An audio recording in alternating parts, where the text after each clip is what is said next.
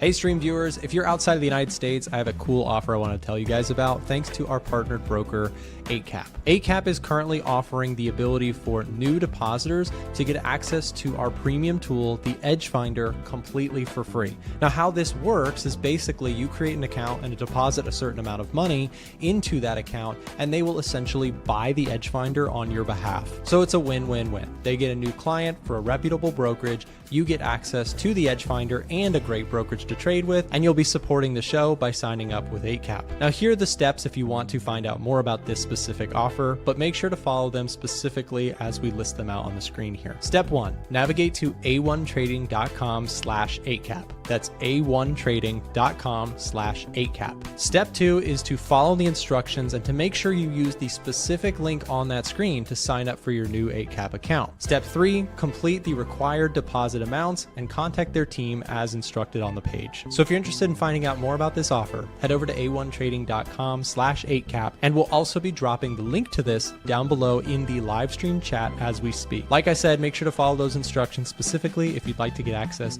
to a free copy of the EdgeFinder if you meet the deposit requirements as listed on the website. Full information, like I said, can be found a1trading.com/8cap. Now back to the stream. Hey stream viewers, if you're outside of the United States, I have a cool offer I want to tell you guys about thanks to our partnered broker, 8cap. 8cap is... All right, good morning everybody. Welcome back to another live stream. Happy Thursday to you.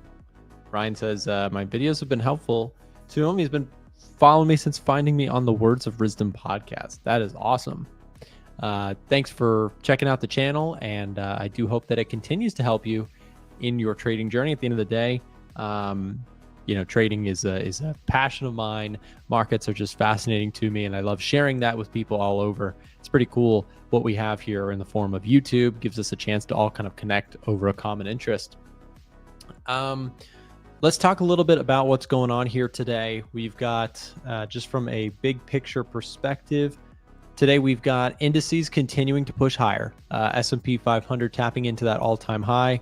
NASDAQ, same thing. Dow Jones pushing higher here as well, and the Russell doing quite well. Gold is lower here today. We'll talk about that. Dollar index also lower as well.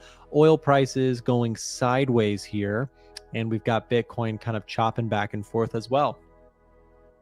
As we get started in the stream, if you guys could do me a big favor and just hit that thumbs up button, and also comment in the chat here. Let us know in the chat room what you are most interested in getting access to here in terms of live stream coverage. Are you looking to look at euro dollar, gold, NASDAQ? Drop it in the chat what you'd like me to pull up, and I'll be doing a bit of a round the world on charts here this morning. Gold is probably one of the most interesting ones here today. I do want to just kind of take a look at this S&P quickly. We have prices heading through those all-time highs as we speak, continuing to push higher.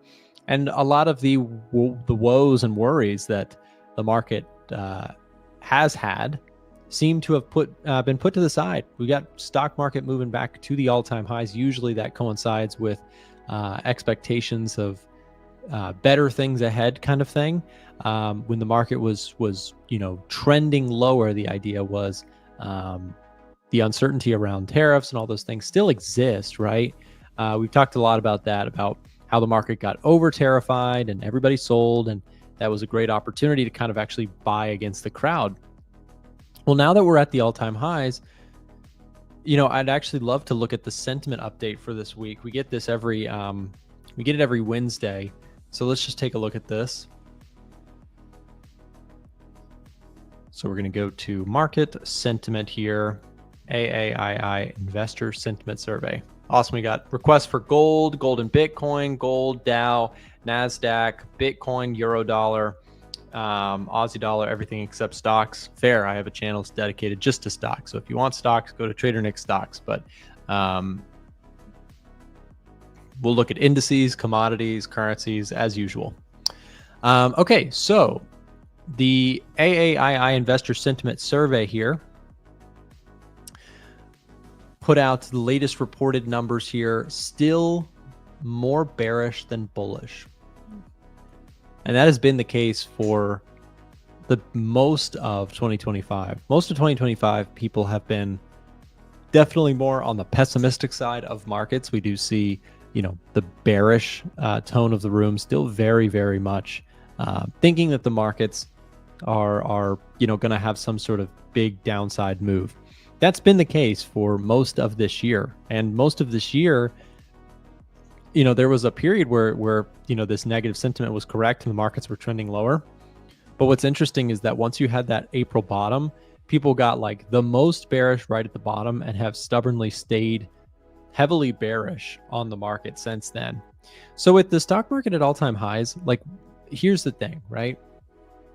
If I'm ever bearish on the indices or just risk sentiment in general, if I'm looking at Bitcoin, if I'm looking at risk on assets and they are breaking to all-time highs, to me, that's something where I can't really justify holding a short position, because these things typically go up over the longer term, right? So if you're going up over the longer term on the S&P 500 and the NASDAQ, and what was this kind of downtrend that started completely failed out, at some point, the logical thing to do is to say, okay, maybe I was wrong. And so, does that mean that we have to just kind of skyrocket into the sunset from here? No, but the thesis, if you were a bear on the tariff worries, the thesis has mostly evaporated. Because now if you're saying, no, that's going to happen again, you're betting that relations with China are going to go back into the massive extremes that only stuck around for like a matter of hours, right? That's what was so terrifying to the markets, was the 145% tariffs, which lasted very briefly before, Trump essentially announced that the 90-day pause and negotiations began and all that sort of stuff. So to me, it's like, okay, that's a tough one to call. So if I'm looking at the indices, I still think we have upside. I've been long. I bought stocks over here, bought stocks over here, bought stocks over here, got long the Russell around here. So I'll show you my trade. I'm sorry, I got it a little bit later than that. I bought a whole bunch of individual stocks on the portfolio. And then with Russell, I got long on the pullback that we saw in May. So I'm still in this one. And today might be the day I actually look to trail this stop loss. I have a pretty clear area of where I would like to trail this stop loss. Good to see you, Lano. Thanks for being here. Euro pound, are you still short? I am. I'll talk about Euro pound in just a second. So with the Russell, right, we are breaking through this high. Game plan today is to trail this stop loss. I'll probably do this after stream. So we had this low get formed, double bottom kind of thing, and now breaking through this level of resistance. So I'm going to take this stop loss today. I'm going to move that further into profit. So I'm going to lock more in on the trade. What I like here about Russell is that we were able to double back and find support. Look how brief. This is what I like about this Russell price action. You've had the big explosive move. And this, by the way, this has been a sleeper trade for me because it's been a really like grindy one. Like we went up, we came back down, we went up, we came back down, up, down, right? But we're sitting on a move of an 8% gain on the Russell, which is a pretty good move for the Russell. So anyways, the Russell's up about 8% from where I bought it. And my goal is to lock in something more on this trade. So I have a stop loss trailed. So if this thing tanks, I'm still going to make a profit on it. But I want to lock in more on the trade. Jealous of your Russell entry. Ryan, don't even worry about it. If you're jealous of this one, you're probably not jealous of my oil trade that I tried. I went long oil right here, and within like 1 hour, stop loss was getting threatened, and then I stopped out. So not everything I touch is gold, trust me. I have losing streaks just like everybody else. I took a loss on the Russell. I'm sitting in some drawdown and some currency pairs. Nothing serious at all, but I just want to show I've got winners and losers. So when it comes to the Russell here, my goal is to, like I said, trail stops below this structure here. We broke nicely above this 2120 level, kind of broken, retested, and then kept going here. So Yeah, I'd like to, if the trade's going to reverse from here, I would, or if it's going to pull back from here, that's fine. But I'd like to see it hold this area where we put in this really nice candle. If we drop it down to like the 4-hour chart, you can kind of see what took place there. You had this, here's the big resistance point. We retested that area. Sellers came in, but then they immediately got hit with, you know, the bulls got strong right there. So I pretty much want to lock in something behind that level. And if we trail out, then I'll just look for another entry and take profits on it and run it back again, kind of thing. What type of trading is that? And what's the app name? I'm using tradingview.com to chart my setups. And it's a trailing stop approach with fundamental analysis as the primary driver. That's what I trade. Okay, so we have PCE numbers this morning. Let's just take a look at how that fell and see if it moved anything. Dollar index, a little bit of a downside here move. PCE came in slightly higher than expected. Month over month was 0.2% compared to the forecasted 0.1%.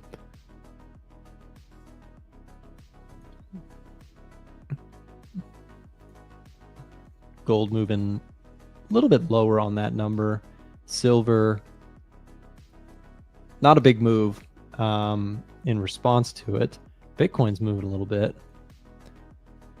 Stocks, here's your 1-hour chart.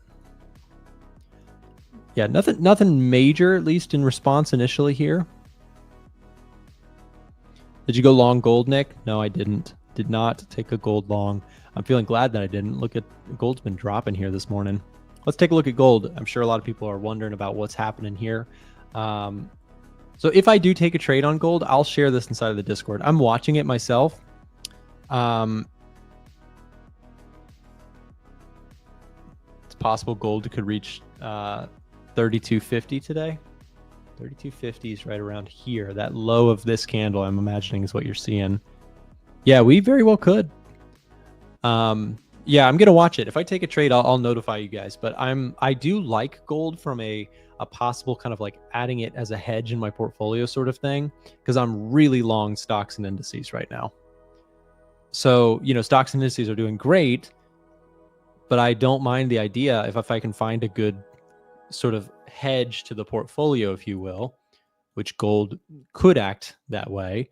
I thought, you know, to be fair, I tried that with oil, did not work out well, stopped out on that one, but and silver, I also stopped out on silver. But gold may be another attempt for me, so we'll see. A little bit of resistance here overhead that has really held nicely, but to be fair to the bulls have also been able to hold, you know, this general area very, very well. So if we do see kind of another flush lower, here's the thing: gold is sitting right on the cusp of this upward trend line here. Level of resistance, I'm sorry, level of support, that 3,300 level. I do think it has upside, but I've been really not in a rush to take this trade. I have a really full set of positions in my portfolio right now. I have very little margin available in my account, or cash. I predominantly trade my portfolio with minimal margin used, but I do have very little available. So I would look at a gold position today. If I take that trade, like I said, I'll notify it in the group. Nice overall upward trend. I am bearish on the dollar, so it does fit my criteria for a possible trade. Dollar's also breaking support here. Check this out. Dollar index underneath the 98 level of support that had held so strong. Really impressive move lower here. The bears are just not getting tired on dollar. It's pretty impressive. Look at how consistent this year you've just had lower highs on this chart. Really, really impressive. Let's also take a look really quick at yields this morning. Yields have been trending lower. Probabilities for rate cuts have been increasing. While you have Powell being a bit hawkish, seems to be proving him right for the wait and see. We'll see. I mean, the thing is, while Powell is, the chairman and he's a little bit more on the wait and see side, we've seen like a huge rise in the rest of his, the committee, right? And it's definitely not the majority, but a lot more Fed members are like, hey, actually July is potentially live, meaning we could cut in July. And I've been pretty vocal on the channel here recently that I do think rate cuts are appropriate. Did you guys see the GDP number, right? The Fed themselves actually lowered their guidance or expectation, right? Their forecast for GDP. If we take a look at the U.S. economic heat map, this was a big miss yesterday in GDP stats. We missed by 0.3% on the GDP number. We also have PMIs that have been really poor compared to expectations. Both PMIs for manufacturing and services are in contraction. ADP was pretty rough this month. NFP kind of just barely met expectations. So to me, it's like, okay, you look at this and you say, yeah, the U.S. economic data is materially weakening. So if I look at this and I say, okay, is it appropriate to cut rates? Well, then the pushback would be, well, what about inflation? But look at inflation. We've had 1, 2, 3, 4 in a row, 4 CPI reports that came in softer than expected, right? Is there a soundtrack playing, guys? If there is, I am so sorry. There should not be. There is. Okay, I just turned it off. Sorry about that. I had no idea that was playing.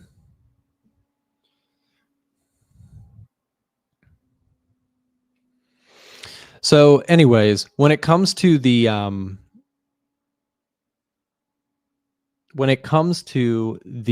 CPI report coming in soft 4 times in a row compared to expectations, U.S. economy showing some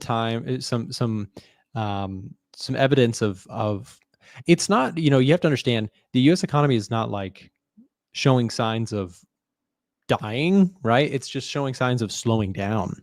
And so if it's kind of like going from a sprint to a jog, right? Or even a walk, right?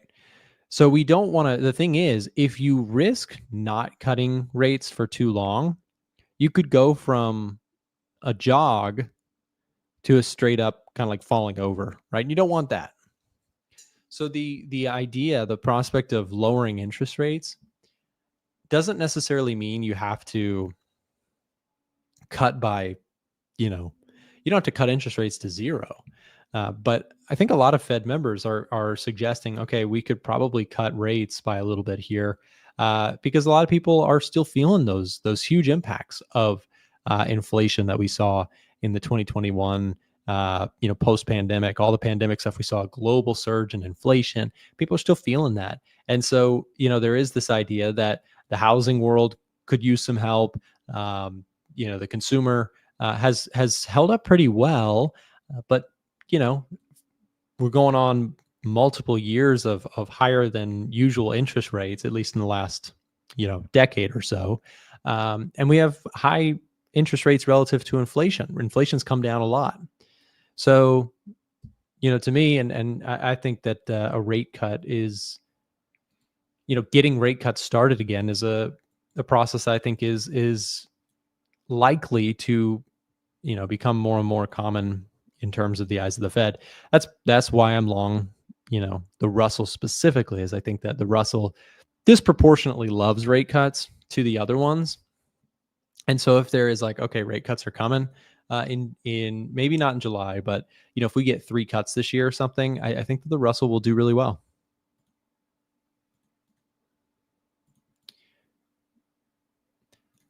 Dollar index, like I said, back down almost to yesterday's lows. Gold is threatening this level of support right now. Down 1.6% today. Gold is making a move. Silver as well, down 1.87% here today. Bitcoin's flat on the day. What are oil prices doing? Oil prices have really calmed down. We went from moving like 5+% per day to we've been in a range the last few days. Here's a look at the euro. The euro is just on fire here, guys. I don't know if you've been watching the euro, but my goodness, this thing is ripping higher. Pound dollar, same thing. Really, really strong right now. Dollar yen looks choppy here.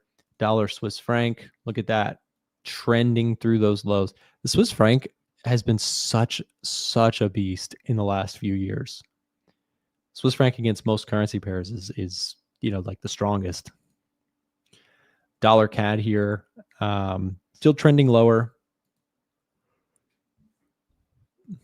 The Australian dollar here, back towards those highs. The Kiwi dollar here, back towards its highs as well.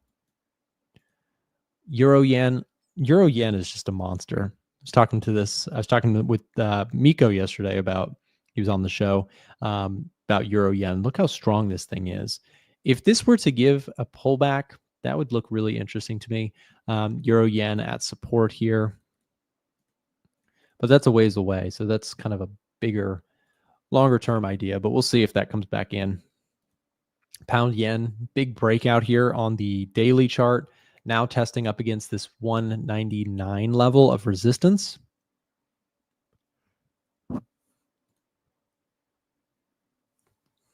CAD yen broke this resistance point. Now just sitting at support. We'll see how it behaves here. Aussie yen, downtrend, but then kind of has been in the process of potentially reversing. If you take a look at like the Australian dollar against the Japanese yen, supply level 95, that could be a pretty key breakout point if it were to break higher from here. Kiwi yen, I took profits on this one earlier this week. I had a long trade that went pretty decently well. It wasn't a huge winner for me, and I sat on it for a while because it just chopped sideways, but I did end up taking like 106 pips on this pair. Can you talk more about the euro? Yeah, I mean, for me, if we take a look at the euro, for example, the EU economic heat map here has tilted more back into the negative side of things, specifically PMIs. PMIs this week, right? So manufacturing PMIs came in soft and as expected. Unemployment rate came in as expected at 6.2%. Producer price index was better than expected, came down. CPI came in as expected. Retail sales came in soft. Yeah, I'm kind of neutral on the euro right now. Closed my euro dollar trade. 10 minutes later, I saw on Discord that she closed it too. That's awesome. Nice, Bulent. Very nice. Yeah, I took profits on the euro move that I was in. In terms of setups now, I mentioned I would talk about the euro pound. So I do have a euro pound short trade. Actually, I have two trades open on euro pound. This trade's in drawdown. I went long. I went short here and I went short here. And I would be willing to add to the short position at around 86 or at around 87. So if we get a move higher from here, I will continue to hold this short and add to this short and potentially add to this short. Now, some people really don't like dollar cost averaging, and I understand why. A lot of people have like a really bad experience doing dollar cost averaging because they did it in the past and they approached it in a really there is a way to be methodical with it so that it's not just you're just blindly adding to losers and doubling and tripling with tears in your eyes until your account blows up. That's what people think dollar cost averaging is, when it not at all is that. Currencies, what I like about them is that they chop a lot. Like, as weird as that may sound, I actually like that currencies do this, because especially a currency pair like euro pound, which actually doesn't move a whole lot. Like this giant move on the daily chart, that was 400 pips, which is a lot of pips in terms of just like if you were day trading. But as a swing trader, to think like this giant move, from October of 2022 all the way to the lows of 2025, that move was 1,000 pips. Now, the reason I like a pair like Euro Pound is because it doesn't move all that much. And so that gives me plenty of wiggle room to take small size and to short this currency pair. Let's say I have this sort of campaign approach with a lot of what I do in my trading. So if I think that the Euro Pound is ultimately likely to move lower, right? If that's my thought, then I don't mind taking a little bit of a trade here, a little bit of a short here. And if it moves in my favor, then I'll look to close out and possibly start again. And if it moves higher against me, I'll trade it again. Now, the key in all of this is all that sounds good unless you're sizing inappropriately. If you take a huge short here and a huge short here, you can't stomach the idea of this thing moving higher. You think, wait, if it goes higher, I'm going to blow my account. If you're too far gone, if that's the way your sizing is, then the story has been lost, right? So the idea is if I'm thinking Euro Pound will move lower, I'm saying I'm not necessarily thinking it's moving lower in this next 30 seconds. I'm saying, okay, big picture, longer term, I think it'll move lower. So I'll take a little short position here, take a little short position here. And if the market rolls over, I'll take profits. And if the market moves higher, I'll build that trade into the size that I want it to be. It's a different style and it's not for everybody, but it's something that's worked really well for me. And I've done it for many years and it fits my style very well. So Euro Pound, I have two short positions open. Here's another one that I'm sitting in some drawdown in. CAD Swiss, back down to the lows here. I have two trades open on CAD Swiss. And I'm thinking about adding another one, but I don't know if I want to trade CAD Swiss or if I want to build my CAD basket. So I'm bullish on the CAD, right? So if I'm taking a look at the Canadian dollar, right now I like the idea of building more long exposure. I have very little long exposure to the Canadian dollar. I have a couple small trades. I want to build my long exposure to the Canadian dollar. So how do I want to do that? Well, I have choices. And so what I want to do is I typically want to take the Canadian dollar, which I am pretty bullish on, and I want to buy it against something that I'm pretty bearish on. So I might actually look to trade Euro CAD, short Euro buy CAD. Or maybe I want to do dollar CAD, which I'm a little bit softer on the dollar and more bullish on the CAD. Or I could do Aussie CAD. I already have a trade on Aussie CAD, and I already have a trade on CAD Swiss. So what I can do here, and I love this about currencies, is I can build a basket. So what I can do is I can say, okay, if I'm bullish on the CAD, I can sell the Swiss franc by the CAD. I can sell the Aussie dollar by the CAD. I can sell the euro by the CAD, and I can sell the dollar by the CAD. Do you see what I just did there? Is this making sense? What I'm doing is I'm saying I'm bullish on the Canadian dollar. And some of these other currencies, I'm not as interested, or I even think that they could go lower. So I'm building what is called a basket, where I prefer the CAD and I sell things against it. Does this make sense? I want to make sure that this concept of a basket makes sense. I'm not saying I'm going all in Canadian dollars with, a 5.0 lot size. That's not what I'm saying at all. I'm taking really tiny positions and I'm building them across the currency market. It's a bit of it's almost like trading with a portfolio or it's position trading, right? So this is what position trading is. And it's my bread and butter when it comes to Forex. So I hope that makes sense, but that is how I'm approaching, or how I trade Forex in general, is more of a basket approach / a carry trade approach, a little bit more longer term in nature, but not always. I've been taking some really quick profits too.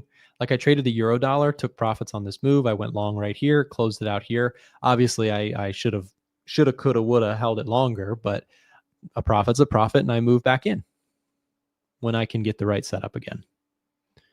So that's the game plan with Euro Pound, CAD Swiss. I'm building out my baskets and willing to keep doing that. because again, I have very small size as it is. And we'll see what happens next. By the way, if you want to trade with me, if you're interested in trading with me, today is the last day of our VIP 45% off sale. If that's something that you're interested in, if you'd like to see all the trades that I'm taking when I take them, VIP is currently 45% off. If you'd like some information on how you can get that, send us a direct message right here. You can speak directly to our support team who can get you in some information about our Discord, about our VIP group. If you want to trade with me, if you want to take your things to the next level, come trade alongside myself and the rest of the gang here at the A1 Trading team. We'd love to have you in the group. So send us a direct message. Just let us know you're watching and we'll give you 45% off any membership.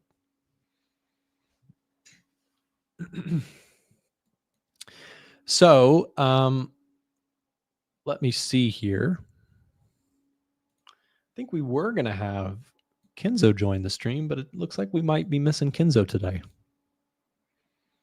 Unless I'm off on my timing, but I don't think I am. Stock market opens up in 40 minutes. I mentioned this earlier, but my game plan is to trail stops on my Russell trade here today below yesterday's low. Just going to lock in a little bit more on that trade. The DAX trade's also working okay too. I'm not going to move stops or anything on this one. I'm going to let this one run. And if it makes a move back up to these previous highs, like if we get this kind of move, then I would look to trail stops on it. So I have a stop loss on my DAX trade. If it breaks down, I'll stop out.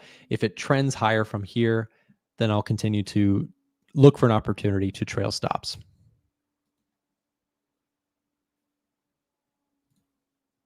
It's interesting. Dollar is lower alongside gold. That can sometimes be really confusing to people.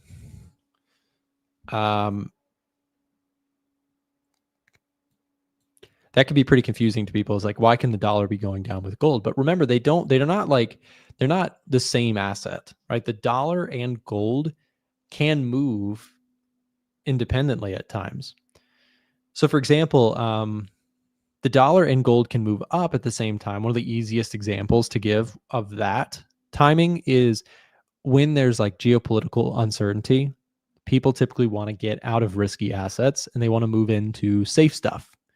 What is quote unquote safe stuff? Nothing is actually safe in markets, but perceived security is in gold and in the US dollar. So there are times where they can both move up, or there are times like right now where the opposite is true, where people feel way more risk on and they say, sell the dollar, let's get into stocks, sell gold, let's get into stocks, let's get into crypto, let's get into, higher risk stuff. So I think a little bit of that is happening right now because you've got gold, breaking down below a support level.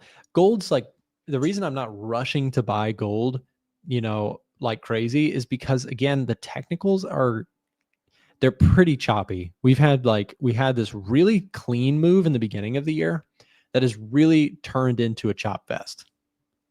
We've just had back and forth. And if you've struggled to trade gold in the last few weeks or months, I do not blame you. There's a lot of people who love trading gold and that's like their primary thing. If you enjoyed trading gold in the first half of the year, actually, we could do a couple things here. If you're a trend follower that trades gold, actually, can I ask the audience just to weigh in on this? If you're a gold trader, have you been doing good with gold recently? Has it been tough? Let me know in the chat. I'm just curious to the gold traders. Have things been difficult for you too? Or are things, good recently? I guess it also depends your timeline. If you're somebody who trades like the 4-hour chart, we've had a nice downtrend or an uptrend here. If you're like on the hourly chart, still pretty choppy over here. Yeah. Okay. So I'm not crazy. Only use gold as a hedge, about the same. Indices look better. It's going good for me. It's been like Texas Hold'em. Horrible. Yeah. I mean, so I'm going to tell you this because I've traded gold as one of the primary things that I've traded for like 6 years or 7 years. And In the time that I've traded gold, that is just how it goes. There are times, the last few years have been phenomenal for me in gold.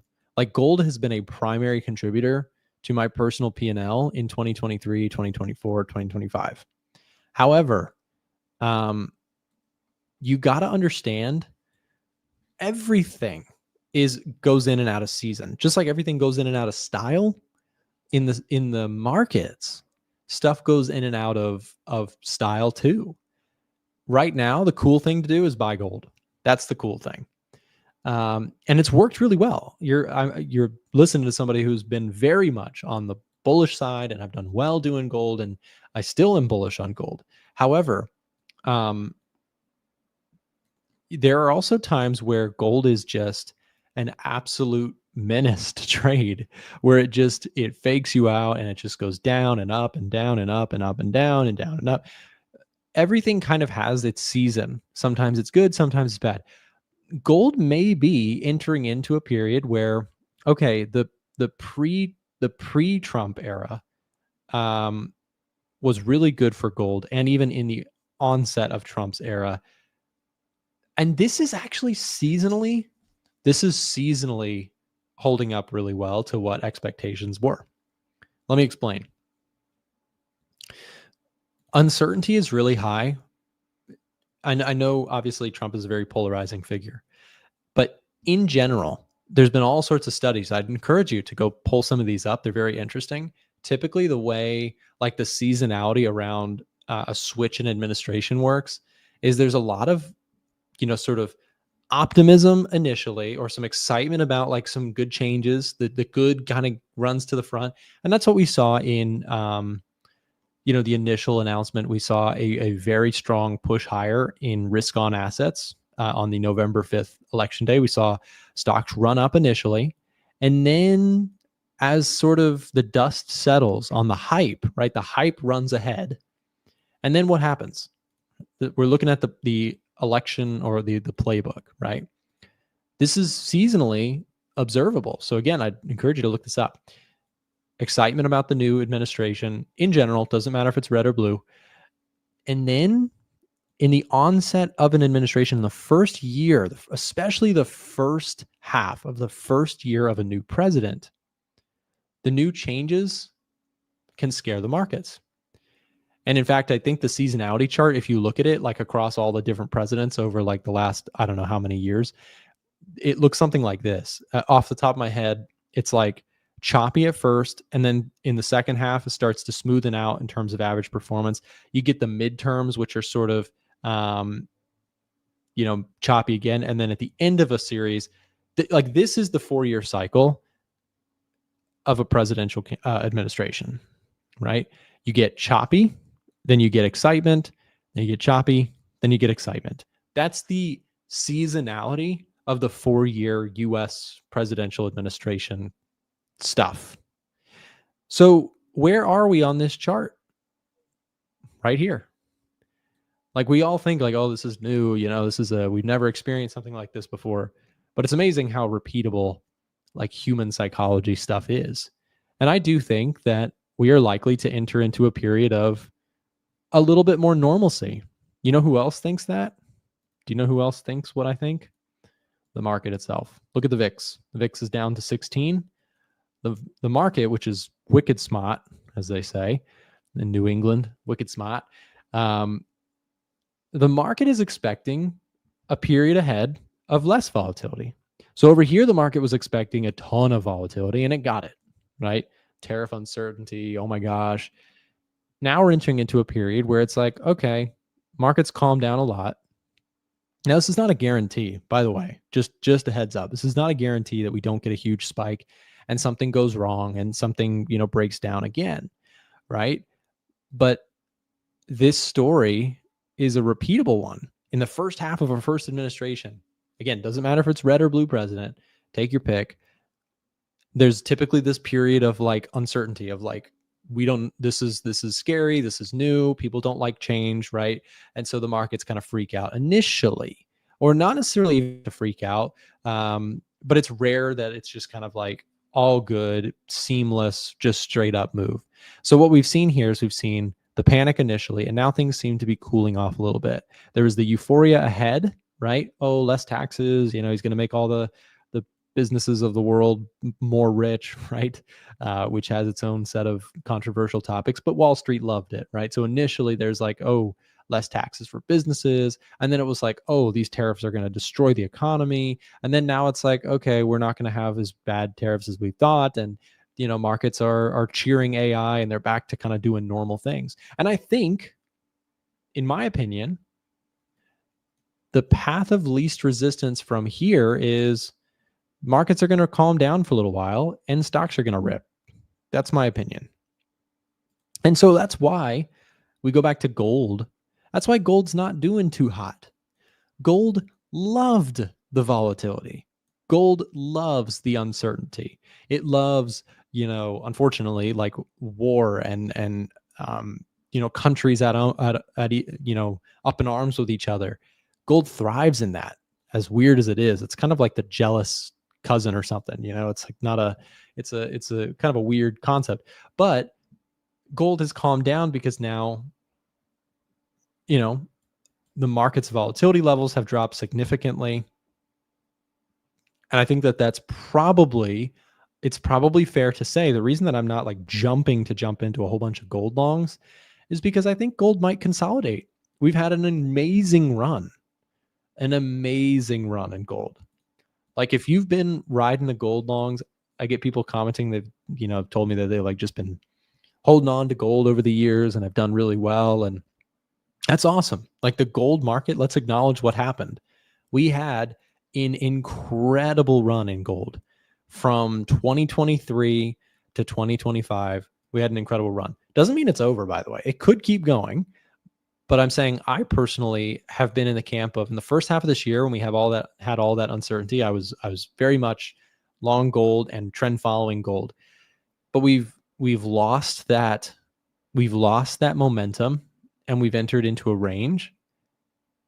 And so I'm very much I would not be surprised if we go back to test 3150, 3100. If we go back and retest those areas, it's still just on a big picture. It's just gold relaxing, right? We've had an amazing push up. Gold probably has deserved the right to chill out for a little bit. But again, I think that right now, it doesn't mean it's all over and that the tariff stuff is all good and everything is perfect. It's not what I'm saying either. But I think that the market is like way less freaked out than it was. And now the environment is like, okay, maybe we can talk about some of the good things rather than all the negatives. I think the market is starting to move in that direction. So we'll see. But, ultimately, how am I handling this? Well, I don't know the future. So I'm just trailing stops on positions that I have. I've made the educated guess that I think stocks and indices will continue to move higher. So far, I've been right. That could change. And if it changes, my goal would be to minimize damage. So I'm going to trail my stop loss here today. And I do want to still add a long on gold at some point here. I do have a bullish bias on gold. If I pull up our top setups page, gold is still very heavily bought by institutions. Seasonally, it's still a decent time. Actually, let's look at seasonality for gold. I kind of forget how the summer months turn out typically. If I go to, we have so many things in the EdgeFinder now. I gotta find where I'm at. Okay, monthly seasonality. If I look at gold, yeah, so July is a positive expectancy month, but it's practically flat. So expectations for gold performance in the month of July, which we're about to go into, the expectation for gold performance is pretty much flat. Things get stronger in August historically, and then we have a negative period in gold on September on average. June did not hold up to expectations, at least right now. June was expected to be a positive month for gold. We've seen a negative one. How much? Let's just see. So where's June? June is right here. I guess, yeah. So we're talking about pretty much a flat month for June. We had some gains in June. We tested all-time highs, but then we failed to make new ones. And now gold's down 1.9% today. My goodness.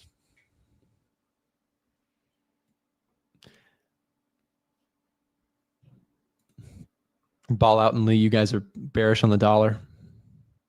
Yeah, it's I like that trade. I mean, I'm in there with you. When it comes to dollar downside, I think that that can continue personally. I think rate cuts are coming. That's my personal opinion, not financial advice ever. But I mean, you've had the U.S. economy is. I want to make sure that we express this, because sometimes people hear this and they get confused, and I understand why it's confusing. People hear the U.S. economy is slowing, and they hear, so we're going into a recession. The sign of a recession in the U.S. is very, very low at this time, but the sign of cooling in the economy is very, very obvious. So the best way I know how to explain that concept, which sounds very confusing, you're like, what are you talking about? It's slowing. So is that a recession? Well, think about it as, think about it as your net worth, right? Your net worth, if you're working a full-time income,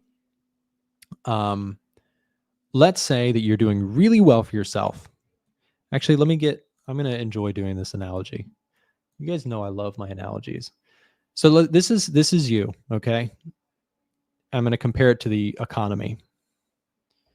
So if we have, this is you, and this is your net worth. If you're growing your net worth really well and you're doing really well for yourself, right? Let's say you got a new job, a promotion, and things are good, right? This is you.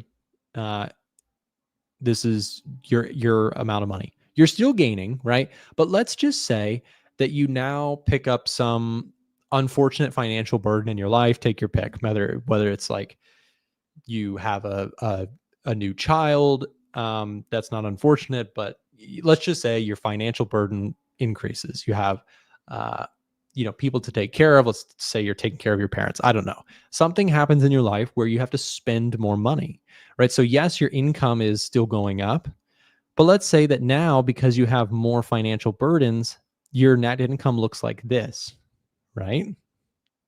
What we would say is the amount of money that you're taking, that you're gaining in your personal, net worth has slowed because of the expenses, but your net income is still rising, right? So does this mean you still have a good job, you have a good income, but now you have more financial burden. So your net income is growing at a slower rate, right? This is what I'm trying to express with the US economy. The US economy is, in my view, slowing. It's not, right? Here's the difference. People sometimes hear slowing and they think this. They think that the GDP of the US economy is, trending lower on the long term, and that we are from here going to have, massive contraction in terms of growth in the economy. Essentially saying this, going back to our analogy, this would be like saying you lost your job, right? If you lost your job and you had the financial burden of taking care of people, that's like a recession. A slowdown is where you take on more financial burden, but you're still making good money, and your income is diminished by your expenses, but you're still gaining overall net income, or net total value, right? So I know that was not the perfect analogy, but I hope that kind of explained. When you hear that the US economy is slowing, that is not the same as saying the US economy is in a recession. Recession is when GDP is actually negative for 2 consecutive quarters. So we don't have that right now. And people might say, but Nick, GDP is negative right now. Well, yes, but this gives me the perfect opportunity to show you guys a new feature that is in the EdgeFinder right now. You ready? Under economic growth, check this out. GDP growth forecast, baby. Yes, sir. Got some new features for you guys. If you're an EdgeFinder user, it's free to access. It should already be in your EdgeFinder. Check this out. You ready? So we have just added to the EdgeFinder forward projections on GDP growth.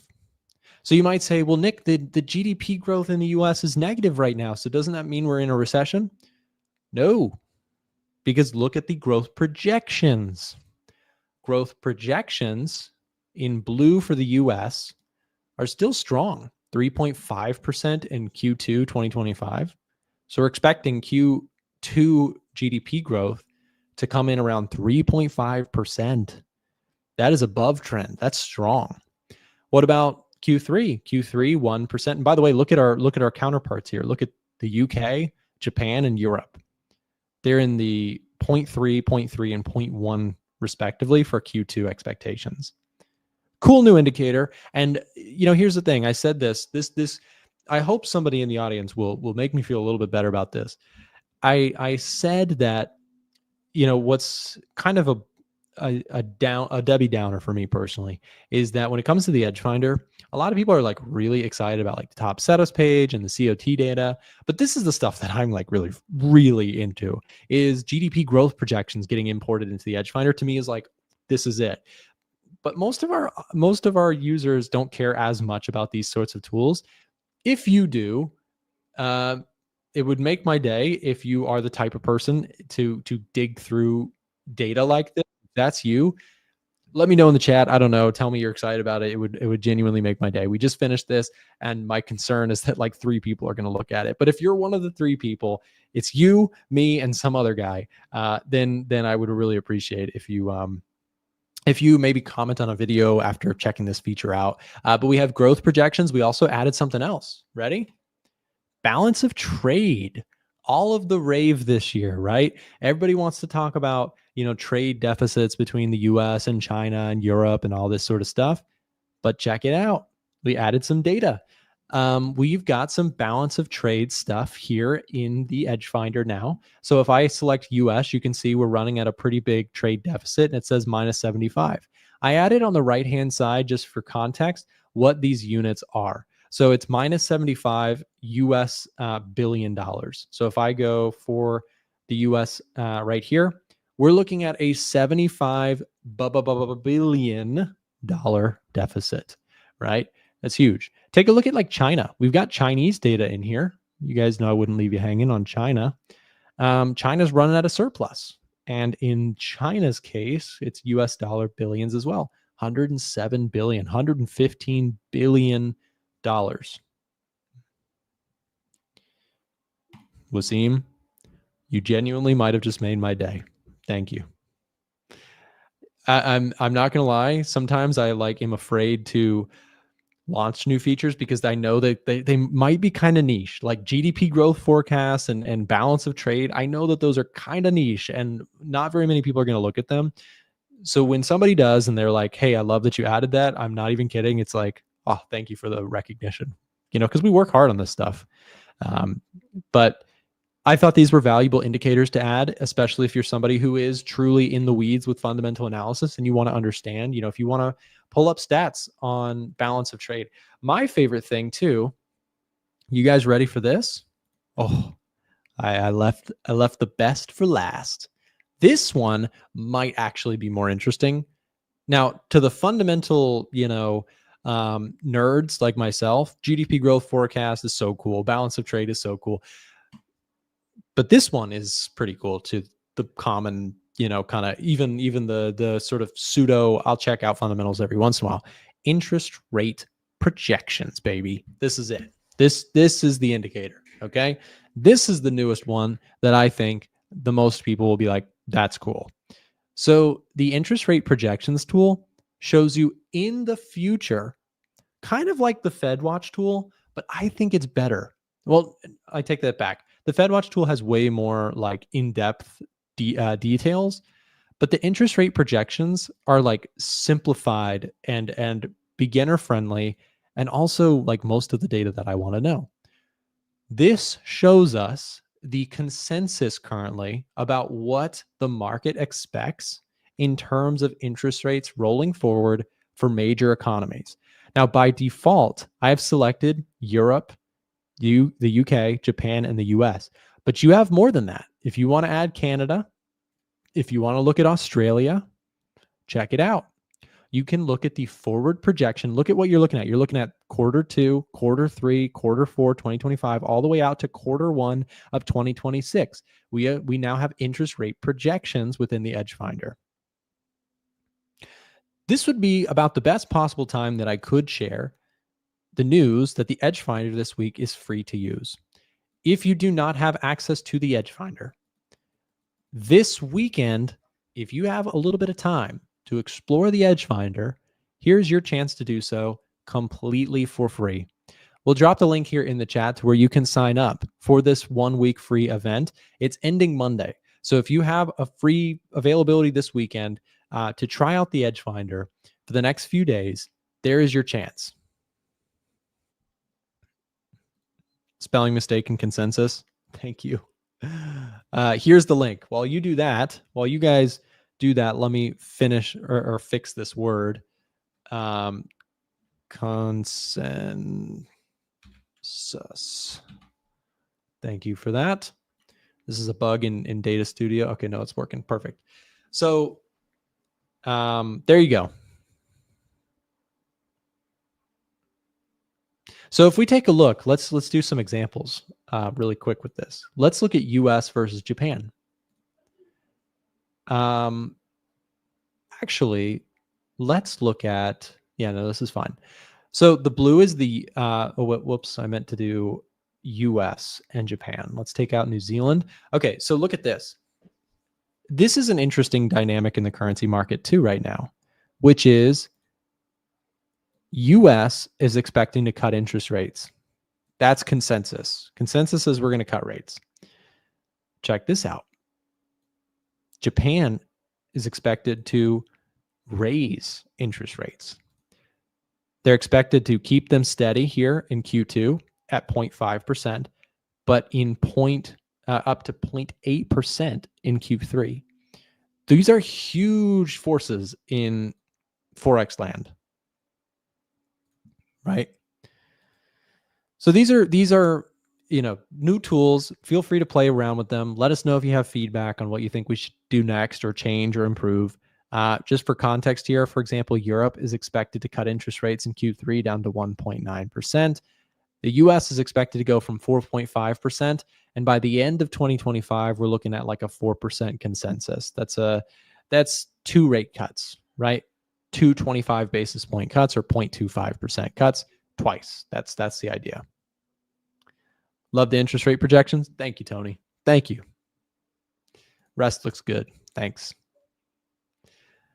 Yeah. EdgeFinder getting better all the time and all for free. Thank you so much, Nick and team.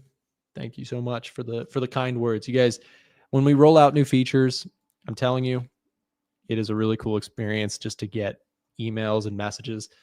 It's motivating because a lot of the people who use EdgeFinder will send in like really nice words when we add features, and that just inspires us to keep doing more. So we're going to continue to make this tool the best that we possibly can. The EdgeFinder is free to use this week. Just a reminder, we'll drop that one more time because this is kind of your last call. We have Friday, Saturday, Sunday, and Monday.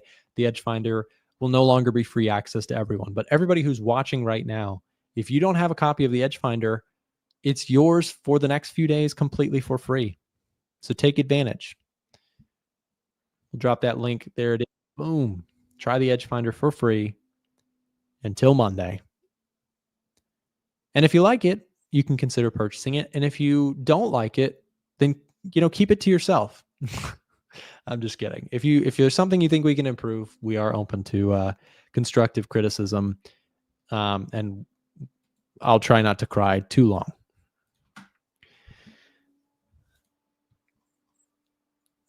Stocks here opening up in 10 minutes. Who do we have? Do we have somebody else coming today? Sorry, went to the wrong place. Live stream. By the way, if you're a regular, you can always go to a1trading.com, click A1 live stream right here. James 915. Is James dipping? Okay, I got messages. James bailed. Okay, got it. All good. It's all good. I stream is taking an early in today as well. That's fine. I told you guys this yesterday. If you were here with me, we're moving offices this weekend. So we will be in a new place. There will be a new setup behind me starting. We won't stream Monday. Tuesday will be our return. Because on Monday we're going to be setting up internet and doing all sorts of new office stuff. But in the meantime, we will have videos and coverage on what's going on in markets. Until then, like I said, take the time away to explore the EdgeFinder for free using that link that we just dropped in the chat. Thank you guys for tuning in to today's show, and we will see you back on Tuesday. Thanks again for watching today's show. Our goal at A1 Trading is to continue to share free value to our audience through daily videos and articles, keeping you up to date with the latest market coverage. If you enjoy our content, make sure to subscribe for more. From all of us at A1 Trading, have a great day, and we'll see you next time.